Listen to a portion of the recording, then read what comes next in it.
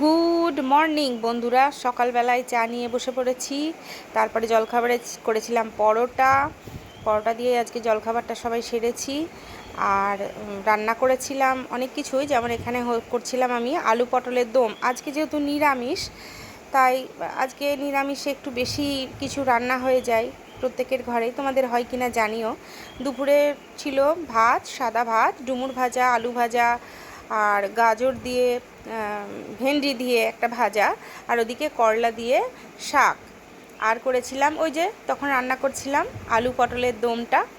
আর এখানে একটু ছাতু মাখা নিয়ে নিয়েছিলাম, আমাদের নিরামিষে একটু ছাতু মাখা হলে ভালো লাগে খেতে, তাই একটু ছাতু মেখেছিলাম। আর এই দিয়েই আজকে দুপুরে লাঞ্চটা সেরেছি। আর বিকেলবেলায় ছিল চা, চিনি ছাড়া চা, এটা খেলে একটু হজমে সুবিধা হয়। তারপরে রাত্রে ছিল লুচি আর 3 রকমের মিষ্টি, আর ওদিকে ছিল ছোলার ডাল। বন্ধুরা, তোমরা জানিও ছোলার ডালের সঙ্গে লুচি খেতে তোমরা কে কে ভালোবাসো, অবশ্যই জানিও কিন্তু।